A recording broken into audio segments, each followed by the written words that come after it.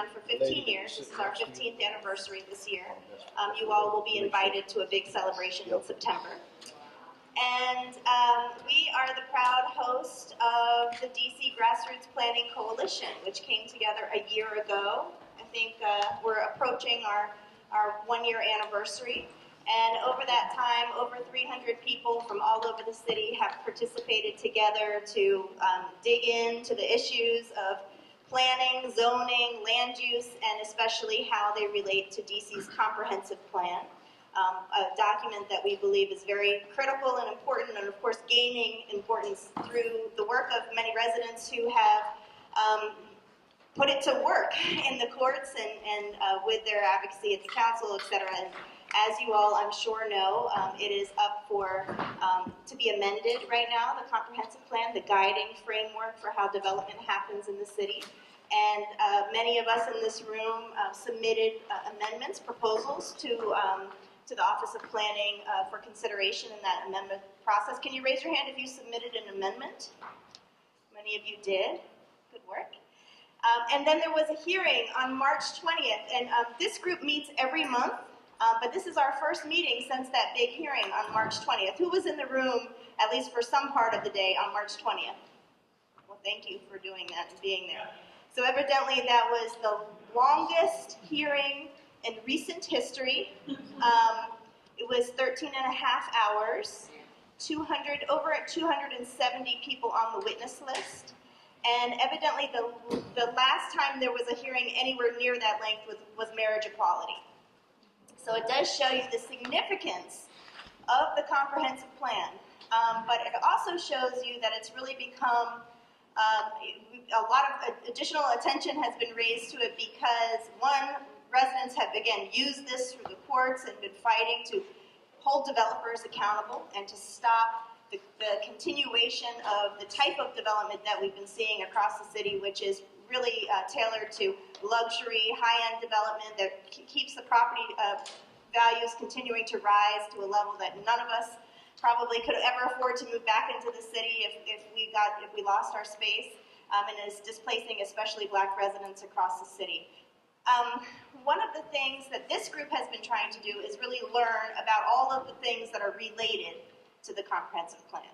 And so today we're going to really focus on some of the history of racist land use policies in the city, because what we're experiencing today is very much connected to what has been going on for the last 100+ years. You know, you can't.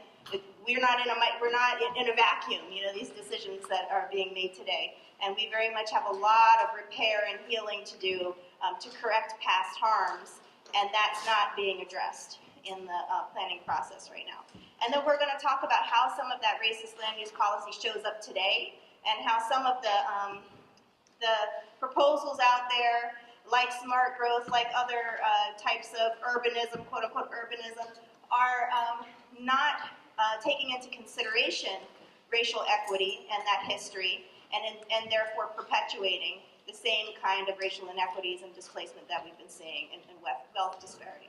So we're going to have a panel of speakers share presentations, but then we're really going to spend a lot of time in conversation together with you.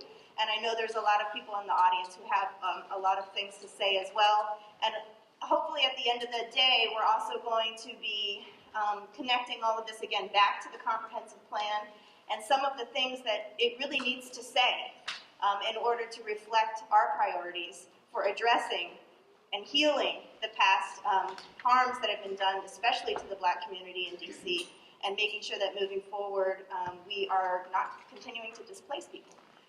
So, if everybody's ready, I will go ahead and introduce our speakers.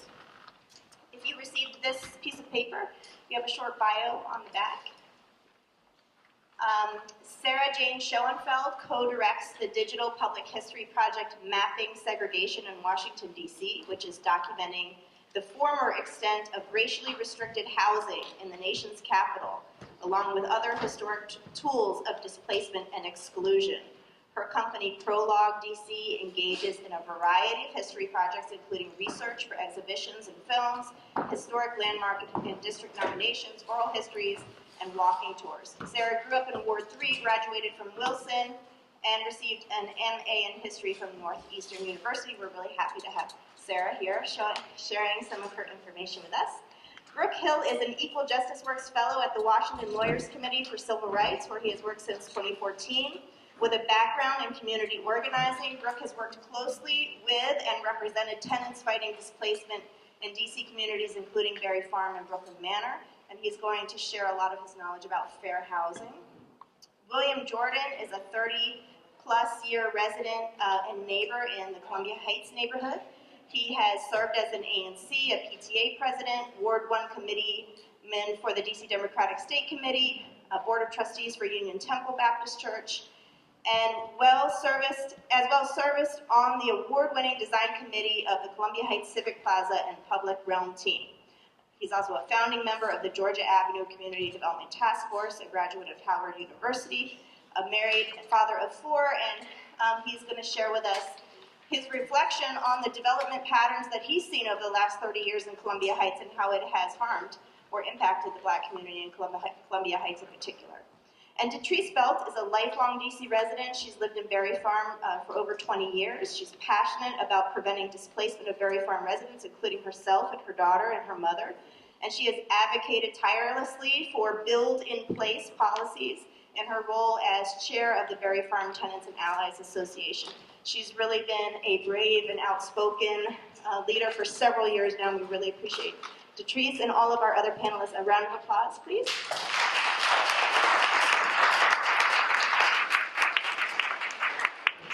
So the idea, I think, at first is for us to hear them all out and then to have question and answer and dialogue after, because we will have a long time for that. But I think it's better, rather than interrupting the flow, to let everybody share their presentations, if that's okay with everybody else.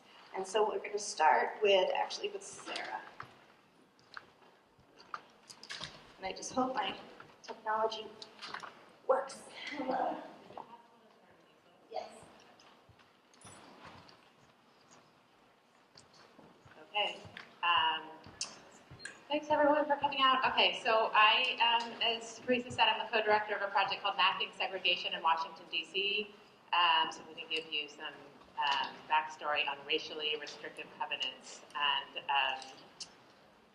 our project's primary goal is to map the historic presence of racially restrictive deed covenants throughout the district, which specifically barred people of African descent from large sections of the city from occupying or owning housing.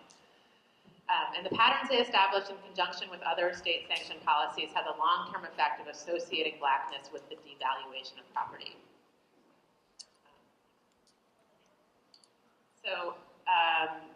Just for a little background, this just shows sort of the percentage of white and Black population from 1890 to 1940.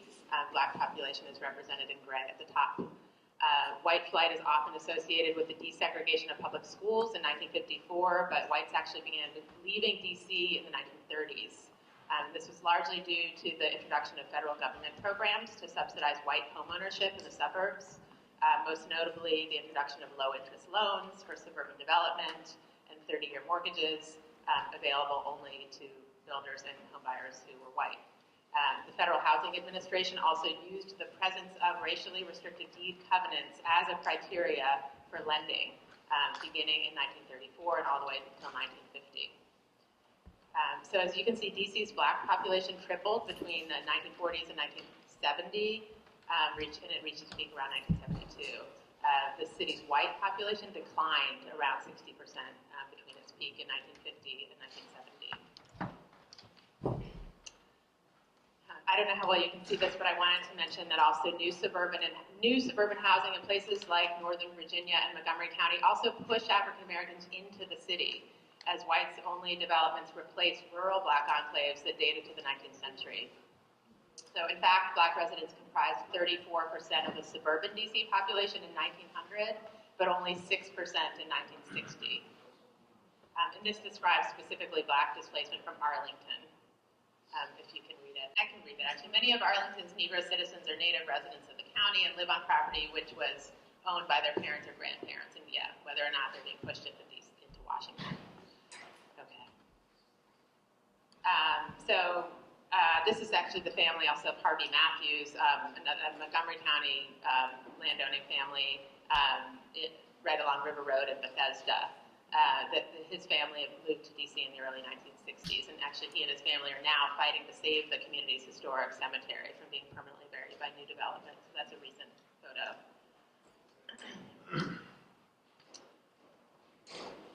All right. Sorry, this is a little hard to see, but this is a map made by the Federal Housing Administration in 1934, and it shows that African Americans, it's supposed to show that African Americans face extremely limited housing options once in the district. So here, sort of around the Buried Farm area, far northeast, southwest DC, Foggy Bottom, and Georgetown. This is 1934. So when substantial numbers of people still lived around black people still lived around Foggy Bottom and Georgetown and Southwest, but would soon be displaced from those areas. Georgetown's black population specifically declined from 30% in 1930 to less than 9% in 1960.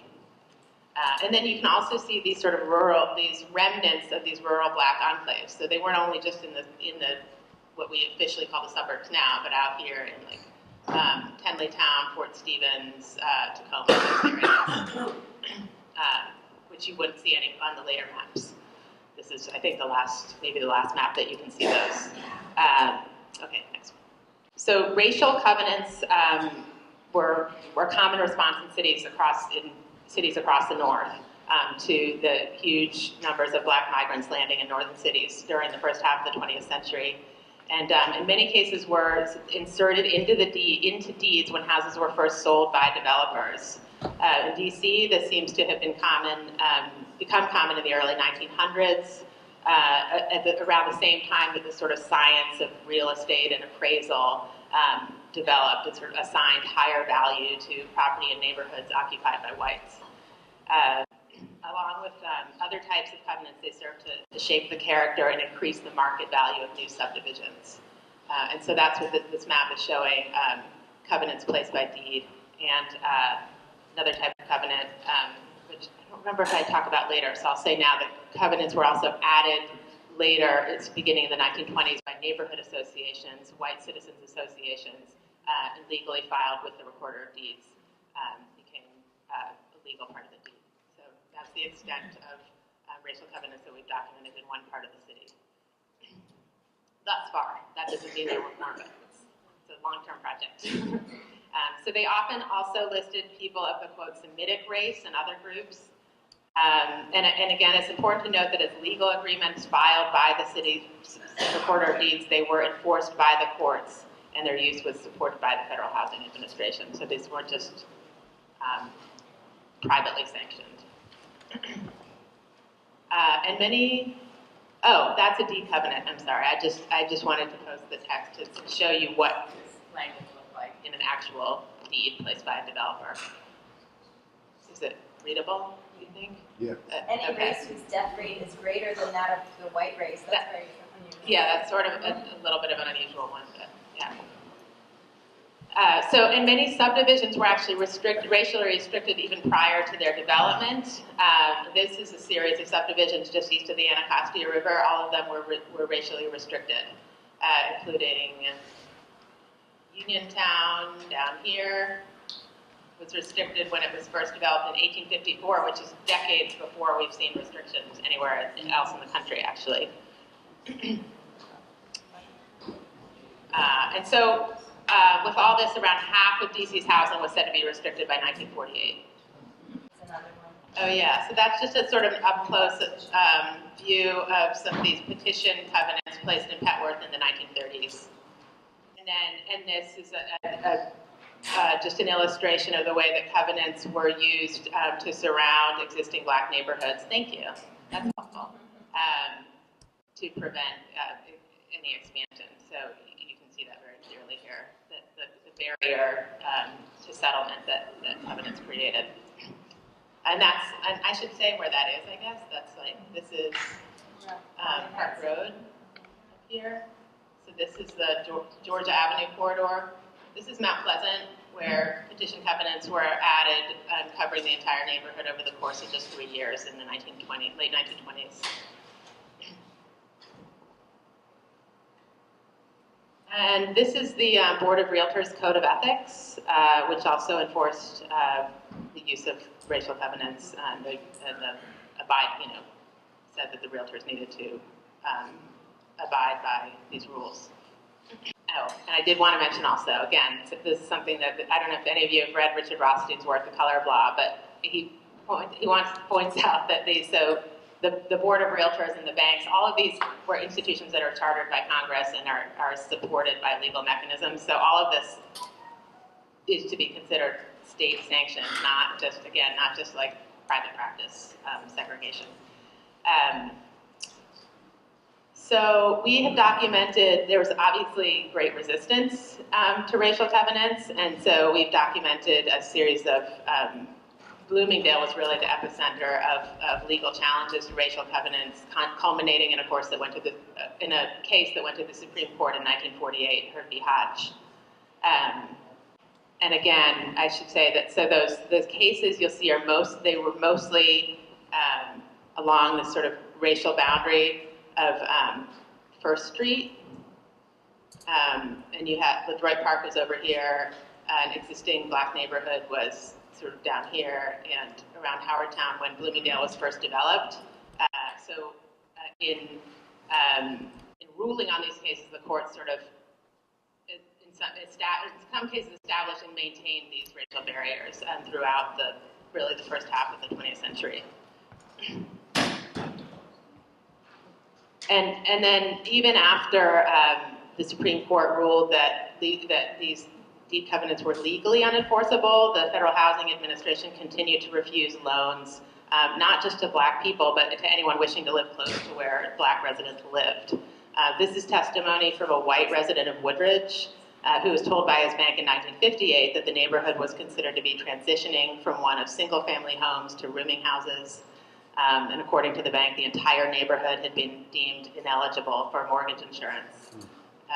And then he writes, in discussing my resubmission with an official of the bank, I pointedly asked, because he resubmitted the application for the loan, if the fact that the Woodridge area is being written off as a Negro area influenced the decision. I was told by the official that this was a factor. So this really facilitated economic disinvestment in areas where black people lived and led to the outmigration of middle-class whites, as I said, starting in the 1930s, followed by middle-class blacks, and until the Fair Housing Act of 1968. And meanwhile, public money was redirected to the construction and expansion of roads, often ones that cut through black neighborhoods, to move white commuters in and out of the city.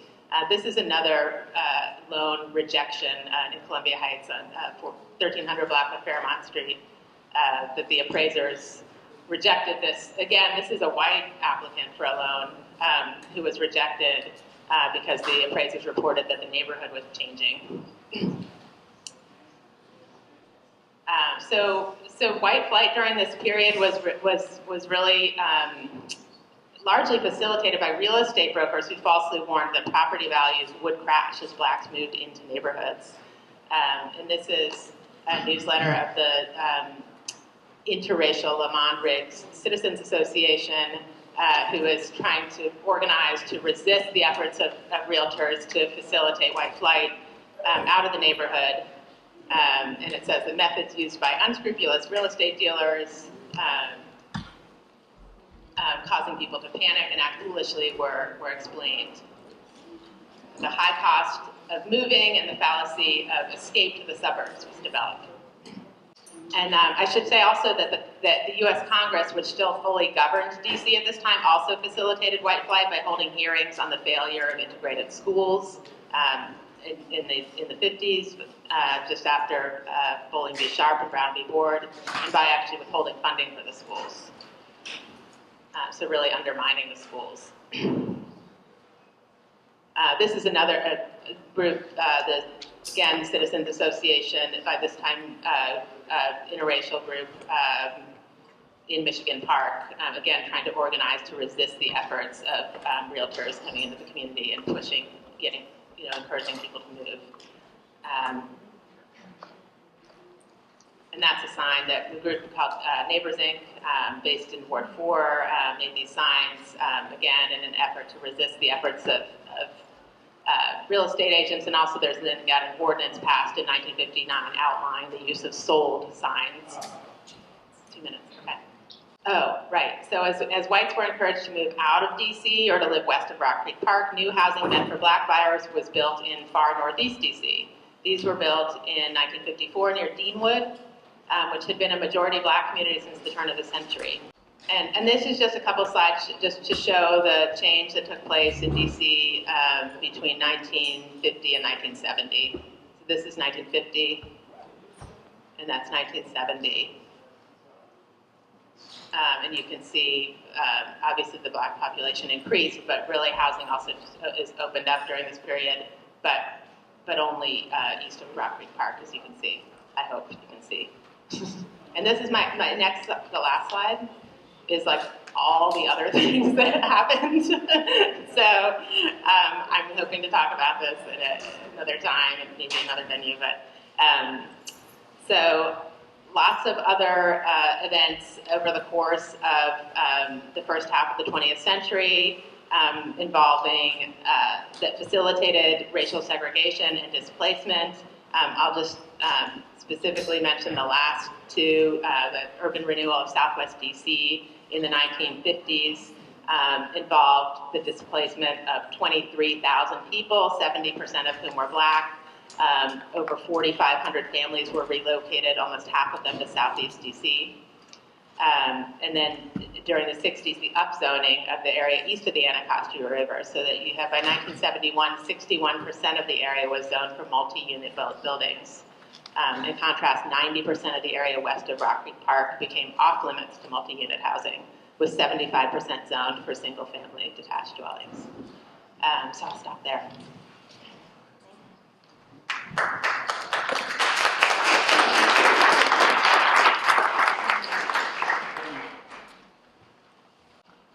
Well, good afternoon, everybody.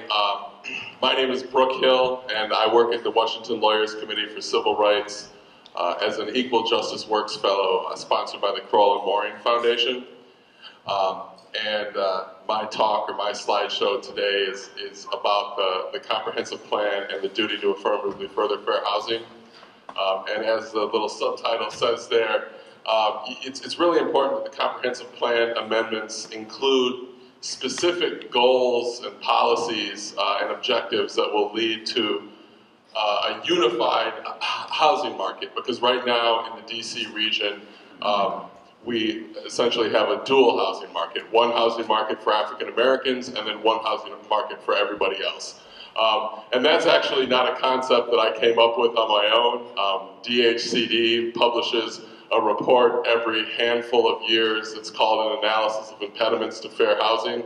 And that was sort of their number one impediment to fair housing that they identified in 2012. That in DC there's literally a housing market for the population as a whole, and then a housing market for African Americans, which is just like it was back when with some of the history that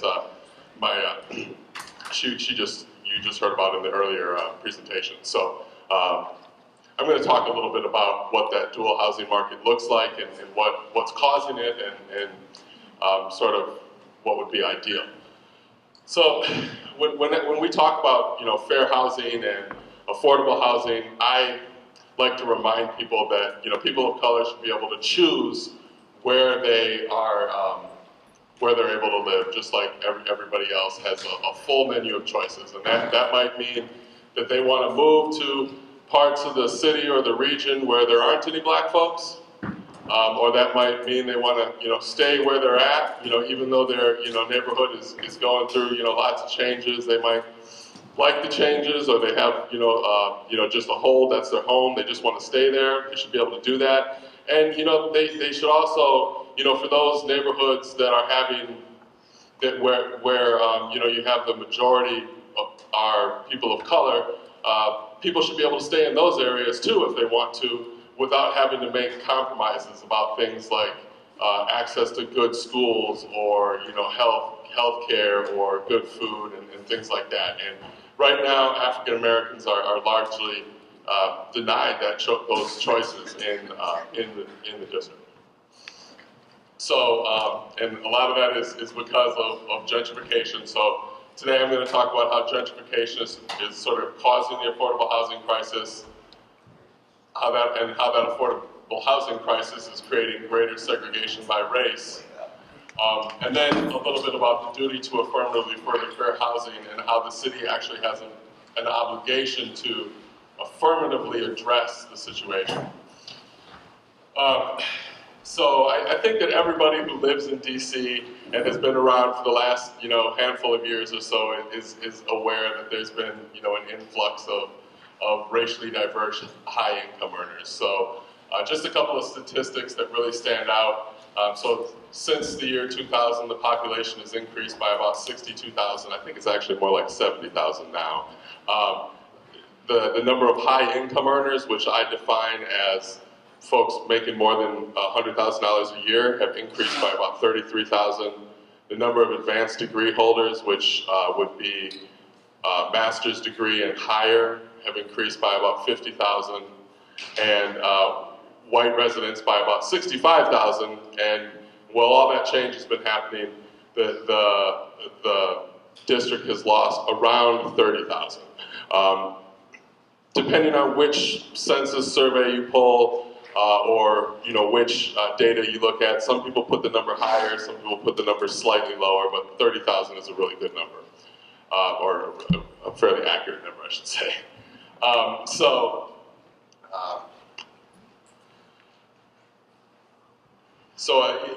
And while those changes have been happening, but between 2000 and 2013, we've seen lots of changes in the housing stock. So 25,000 low-cost units sort of disappeared, and 45,000 high-cost units were produced. So literally, the high-cost units replaced low-cost units, and that had consequences.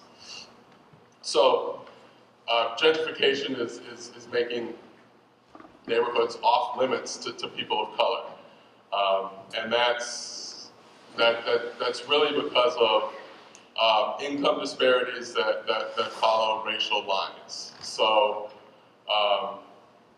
in DC, the white median income is about, I know that's super small, and maybe I should have made it bigger, but the white median income is about $116,000. And that means that you can support rents of like right around just shy of $3,000, so $2,700, $2,800, and you're at about a third or 30% of your income for your housing costs. And the African American median income is more like $40,000, and that means that they can support rents of about $1,000 a month, which that's a big gulf. And all of that, all of the sort of real estate development that the city has seen over the past 10, 15 years has been sort of targeted at that $2,700, $2,800 number and up, right? Not at that $1,000 level. And so lots of times you'll hear, the basic supply and demand argument about creating housing, like if you build it, they will come, sort of is what it feels like. Like if you build enough units, prices will drop so that then everybody will be able to find housing that is at their budget level. But in order for units to go from like 3,000 to 1,000, there would have to be some sort of like catastrophic market failure. That would probably mean the folks that used to be able to afford 1,000 can't afford anything because low-income folks are usually hardest hit by catastrophic market failures. But it would just be a bad situation if we just allowed ourselves to build $3,000 units until that market collapsed, and then a bunch of those units went from 3,000 to 1,000. I mean, that would be terrible, and the developers wouldn't like that either. They would be ruinous. So this is I've created a couple of maps just to sort of show how, you know, where we've been like losing the African American population over the past 15 or so years. This map shows the African American population in the year 2000. So darker means blacker, lighter means whiter. And you can see that sort of to the western half of the region, it's mostly less than 20% African American. And then if you go east, it's significantly higher. And so this is the year 2000. I mean, if you were to draw a line that sort of made the dividing line between the white part of the city and the black part of the city, or region, if you will, it would be maybe like 16th Street, Northwest. And then this is the year, oh, I'm sorry, I'm like shifting on my computer. So it goes from 2010 into 2000. And you can see that like the central half of DC is just like sort of lightened, and the darker parts have sort of been pushed east. And then this map, this next map, actually comes from the comprehensive plan, the framework element, and it shows where the building happened during the past, you know, several years. And you can see that like there's a correlation between where the building happened and where the African Americans sort of left. It's the same areas. So a lot of times when you talk about gentrification, not just in DC but sort of around the country, you'll hear proponents of gentrification saying that you're bringing in racially diverse newcomers to areas that were previously segregated with high concentrations of poverty, and those racially diverse newcomers are bringing consumer opportunities, which are like which also bring job opportunities, albeit not the greatest jobs, increased city services and things like that. But and the story might be different if you were seeing African Americans that were displaced from Shaw moving into like some new affordable housing that was built in Cleveland Park or Woodley Park or Georgetown or something like that, or even like Arlington or Fairfax. But that's not what's happening. Instead, they are either moving to Ward 7 or 8 or to PG County, places that are already hyper segregated. And they're usually doing so without a huge transfer of wealth, because like if every African American family that was pushed out of the city was pushed out with a couple $100,000 in their pocket, I mean, I'm sure that there are still some of us that would say that that is not ideal, but it would definitely be different than being pushed out and ending up in like DC General or something like that. Which brings us to the duty to affirmatively further fair housing.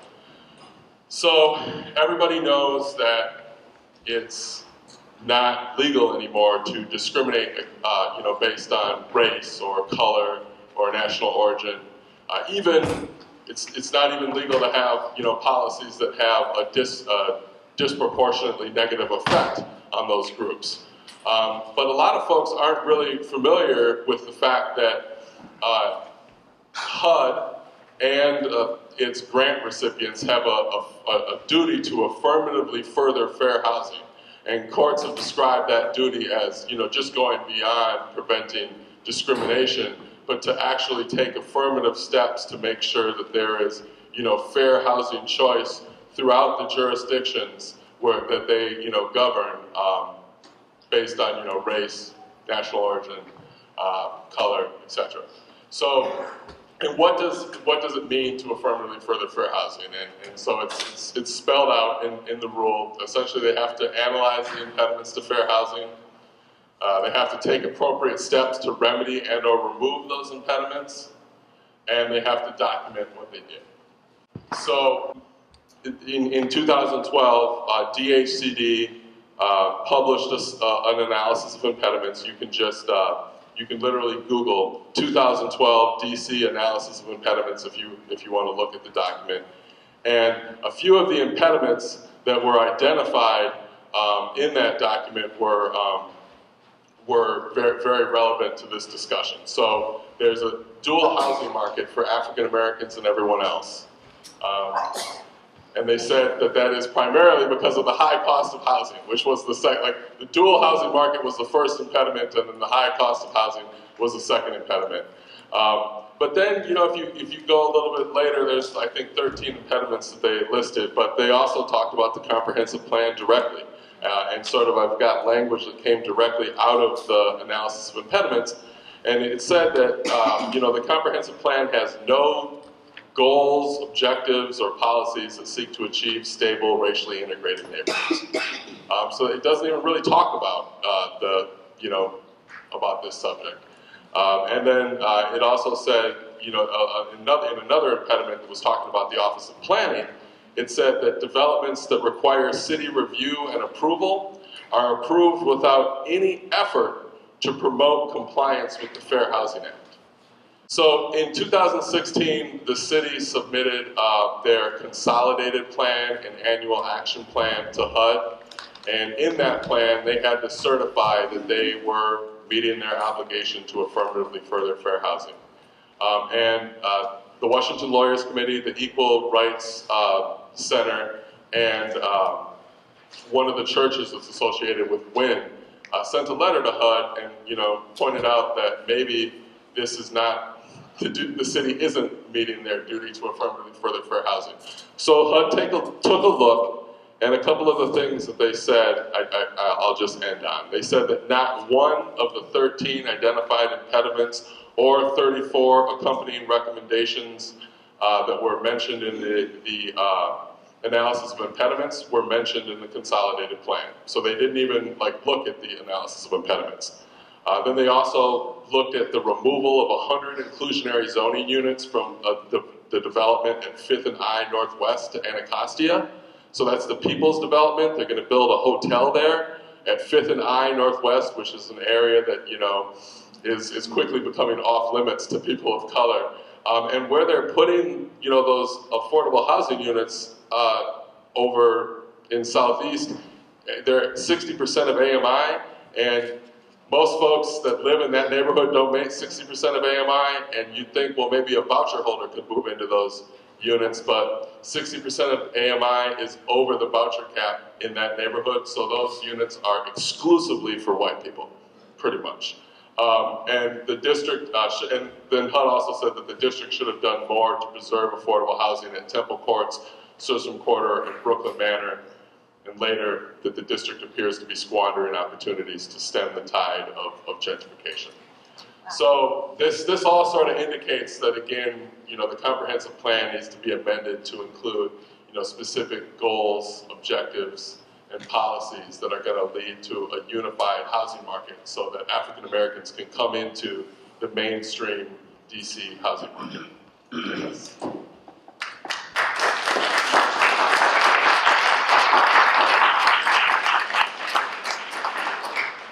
Good afternoon. My name is William Jordan, and I live in Columbia Heights. I actually live in the 1300 block of Beach Street, so I'm right down the street.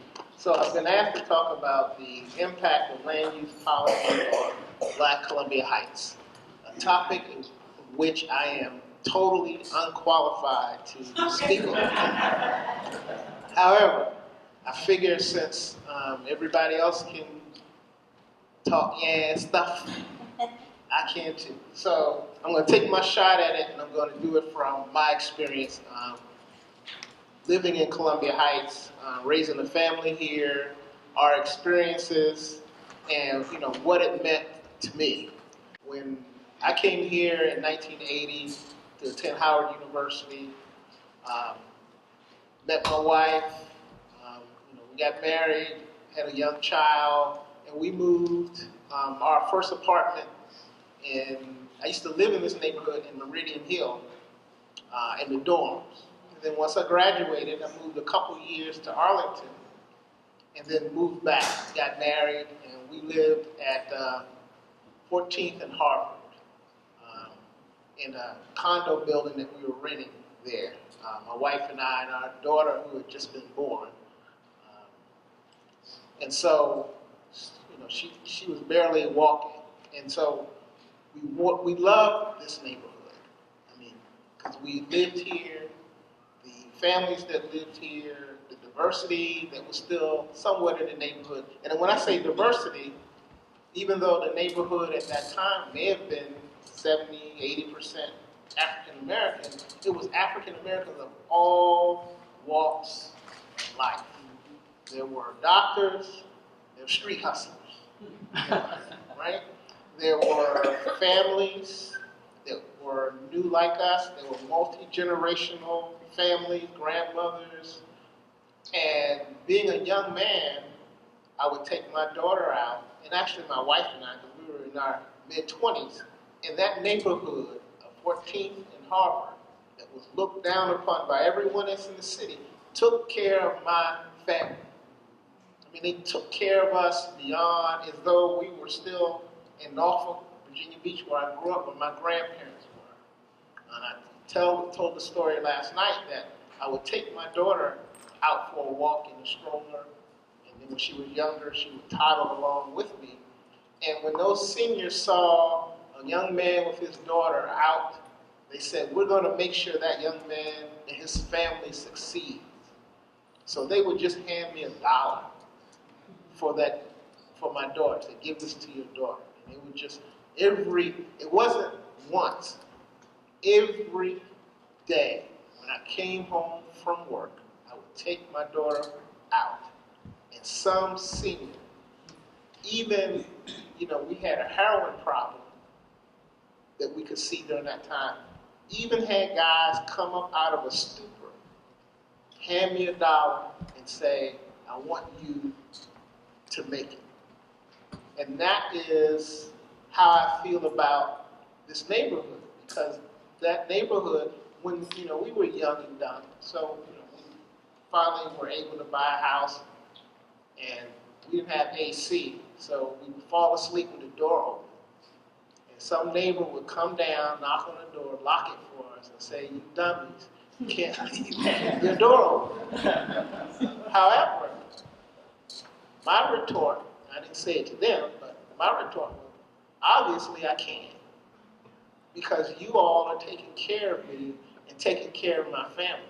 I remember when we first moved in, so we lived in the apartment, then we bought on Newton Street, using all the government programs, scraping together, and we were able to buy on Newton Street. My mother helped us out, and we bought.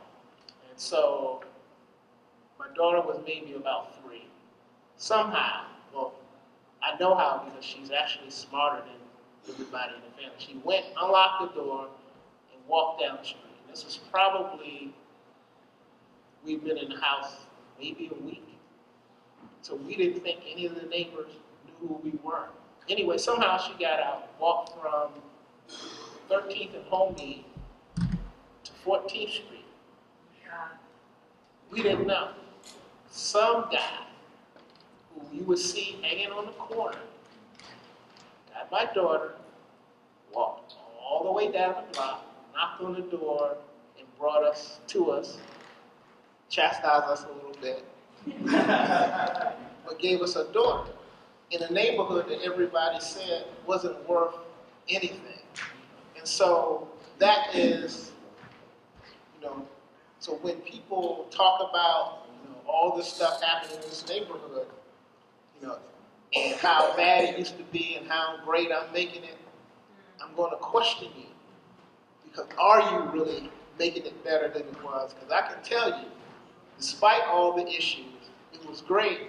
And despite the issues, can you imagine that family network of neighbors and family, if that wasn't there and we had the Contra War crack cocaine coming into this neighborhood, what it would have been like, it would have been World War III.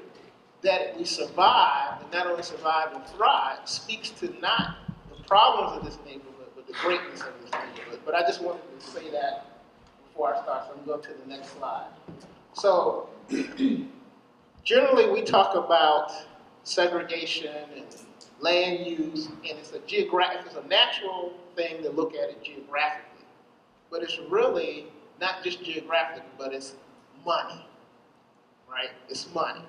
And so when we talk about these things, we're not just talking about geographic or racial segregation, we're talking about economic segregation and the means of economic mobility and et cetera. So I decided to use my talk to talk about first how the money works. Somebody always told me if you go solve a problem, you need to first find out how the money works. The second, I wanted to give a historical context of this to begin to frame the issue, then take it to modern, and then talk about maybe a battle plan for equity and justice. Next slide. So, how the money works. So, I decided one day I was going to map what the hell was going on in my neighborhood. Why all this development was happening, but the families who I knew needed the development weren't getting anything. So I don't know if you can read this, but I decided to try to put this together.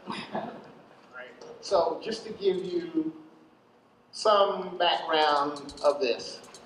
So 14th Street, because of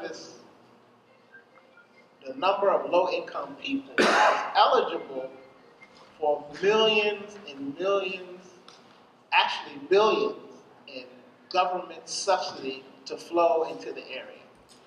Right? Some of it from HUD, some of it local, some of it in land value that was related to money that was gotten from HUD to acquire the land over the years. Right? So over the years, 14th Street, there was a lot of land in the hands of the government. And that same land was used to build the metro stop, and et cetera. But all of that land was acquired either through eminent domain at some level. And so when it was time for redevelopment, all of a sudden the government had lots and lots and lots of land.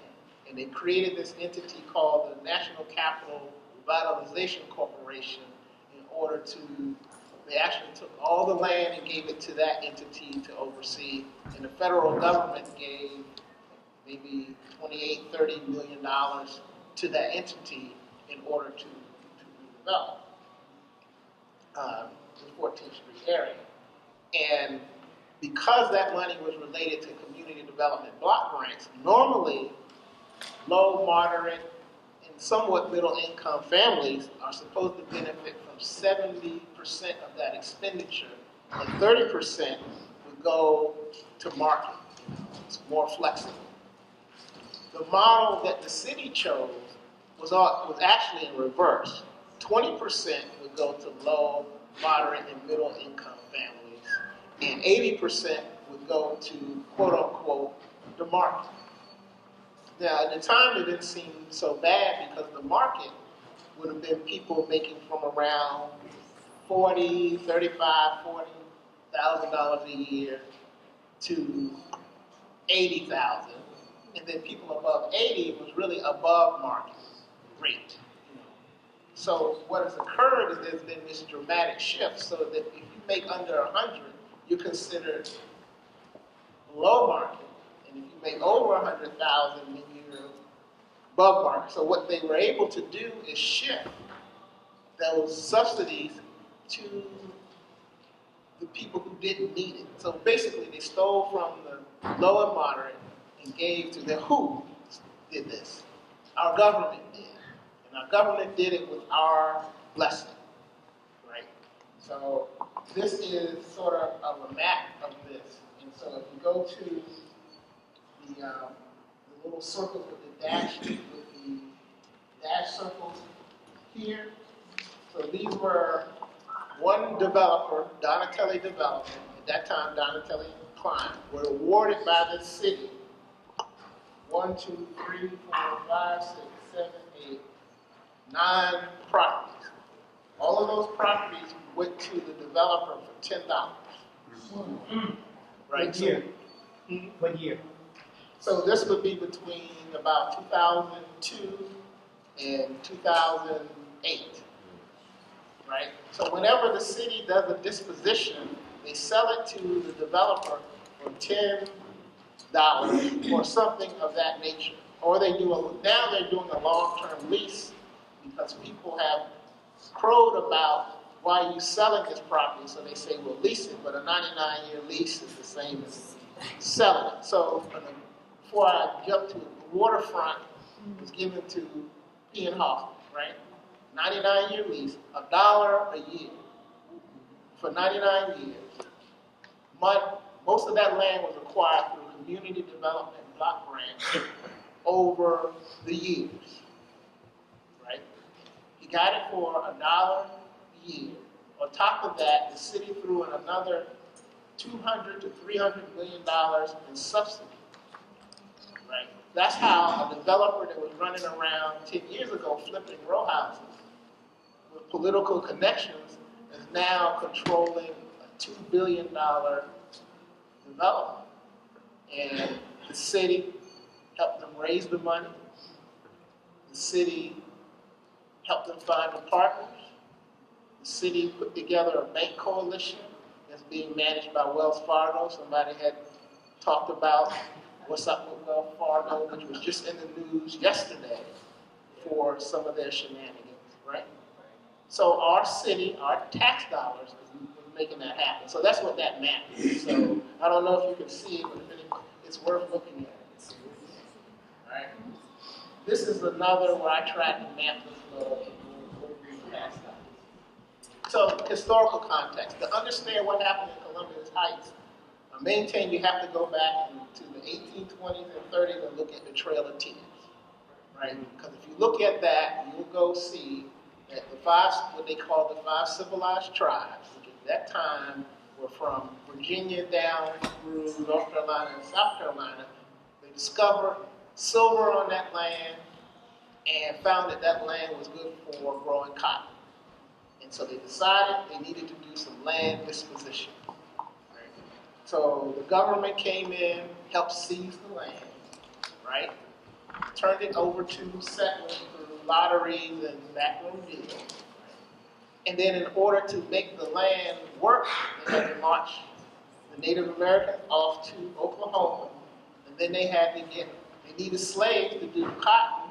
And so Virginia and North Carolina, etc., became the internal slave trade to go down and grow that cotton. And of course, cotton became king and became the economic wealth of this country. Represented in 1860, 2/3 of the wealth of the country was held in slaves, right? And so, but they had to rationalize that. So it's interesting how they rationalized. The land was being underutilized. We have a growing population of Europeans coming from Europe, and we got to make room for them. And the yeoman farmer, the hard worker, that was the justification. They're the ones who drive the country. We have to make room for them. 1 minute. Right. So then we come to the modern context. Urban land, basically African Americans, people of color sitting on it, covered by Section 8 housing. A lot of that Section 8 housing was built when they did urban renewal or Negro removal in Southwest, and those people had to go somewhere. Most went to the Southeast, but a lot of them came up to 14th Street. In order to pull it off, it required the control board, right? So the control board was really it was a gentrification implementation board. You couldn't have an elected government that would allow this to happen, so there was a coup, and that was the control board. Then you had displacement. Why was displacement justified? It was education reform. They used Hope 6 to move thousands of people off their land. They used so-called condo conversion, and they emptied out apartments. So I know the district wasn't growing when they said it was growing as they did in Compton, because they were emptying the city at the time, right? And I know because we lived in this neighborhood. And then revitalization, same thing. Land is being underutilized. We need transit-oriented development. We need to grow the new people who want to come in. And then you have a whole gentrification mythology to justify all of this. So things don't change too much. And then I'll do this very quickly. This is projects that have been funded by our government, right? So I just took a few of them. 2,378 units are created or in the pipeline. Of those units, only 37 are family size. Now these are units funded by the city. of those 37 that are funded, only about 15 would be affordable. And then in the last column, I just did a rough estimate, $185 million in government subsidy was used to create 37 family affordable housing. And that's what occurred in this neighborhood, and that's what's occurred in this city. And so I go to my last slide, the battle plan, equity, and justice. The reason I'm focusing on this is that our government, who we elected, is doing this. And if we don't want them to do it, it's within our power to reverse these policies. But we first have to understand how the money works and how the dynamics work. Because just as was mentioned earlier, people will argue, well, if you build more, then that would drop the price of housing and blah, blah, blah. And they will run the name, the numbers, and game you. You really have to understand how these things work. And so when we talk about it, I wanted to say about affordable housing. We need more affordable housing, but we need people to have more income. You can't have affordable housing and not more income. If you just have affordable housing with no income, that's a slave plantation, right? Because that's what that was. Thomas Jefferson lived in a mixed income, right? So, and was intimately close with people of color, right? So if you just look at it like that, that's a great model, right? So you definitely have to drill. You can't just take the terms, and that's what the people who we debate with a lot, that's what they do. They take affordable housing, they take integration, they take all these things and put it together, but that would just be Thomas Jefferson's mother tongue. So it's about values, finding models that work, and political will. So I'll stop there.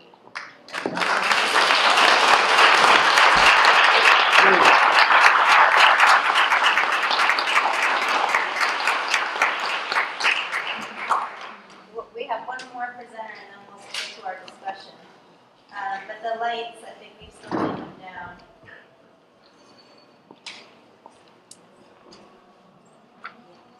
Good afternoon, everybody. Bear with me, I'm always nervous.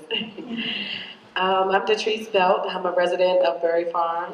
I'm the chair of the Berry Farms Tenants and Allies. One of the questions that I always get asked is, why am I fighting for my home? I love my community. My mom lives right across the street from me. I'm there, I live on the property with my daughter, she's 10. We have a lot of friends and family that love to come visit us. It's close for me to get to work. I've lived there for 20 years, so I know a lot of people, and I don't want to have to, move to another part of the city and have to get to know other people and get used to it and have to rearrange my whole life just to move to another public housing.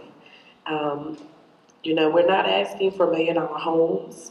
We're asking for safe and decent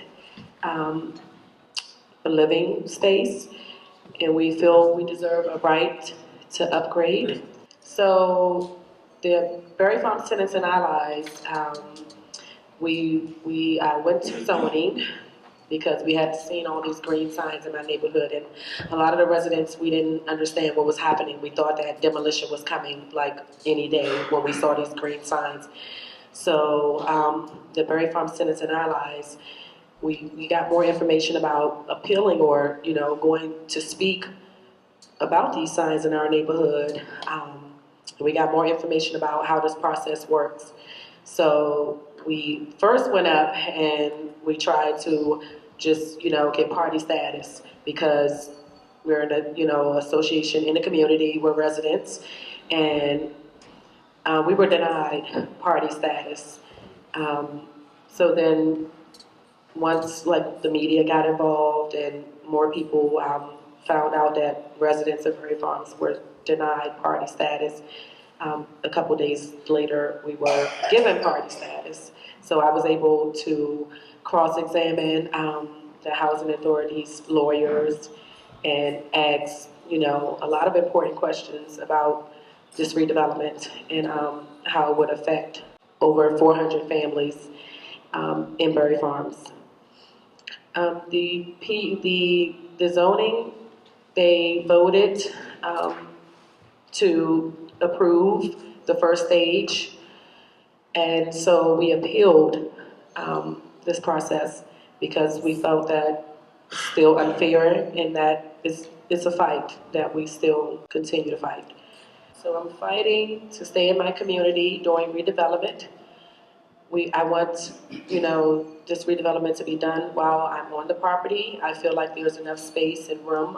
There's been a lot of families already moved off the property, so I feel like they can tear down and build the units while I'm there, because I don't want to be displaced. So I'm also asked how DCHA, Mary Bowsel, and the DC Council have treated my community. I feel like we've been treated with total disregard. I feel like they're not really hearing us. I just saw a moving truck in my neighborhood today. I just feel bad. I worry. I don't know where, my friends are going, where residents are being placed. I don't know if it's safe or decent. I know, seeing some of the properties that they've shown us or the options, it's other public housing, and they're not any better than Berry Farms. So the update on the fight: hundreds of families already displaced, only 100 or so are left. Moving to other communities in bad condition, and will be moved again when those are redeveloped. A bad deal for everyone. The property will go from 444 units of public housing to only 340. There will be 150 less family-sized units on the property, leaving many families without places to come back. There will be a total of 1,600 units on the property, 4 times the original amount of housing, but for higher income people. DCHA will not own a controlling share of the public housing units, meaning that private developers will control who lives here, who is evicted and why, and how we are treated as tenants. The mayor, through the deputy mayor, who sits on the board of the DCHA, has pressured DCHA to use project-based voucher money to fund the mayor's new communities projects, taking money away from what we have been additional new affordable housing for the city. We have seen the mayor hijack the DCHA Board of Commissioners through her appointees to the board, which now includes former Deputy Mayor Neil Albert as the chair. What I want and how you can help, what I want is for them to be able to build in place for those who are remaining on the property, save and improve public housing. And we're asking if you can join us in calling for $40 million investment of local money in public housing at the DC Council budget hearing April 20th at 11 a.m. at 1350 Pennsylvania Avenue Northwest, room 412. Thank you.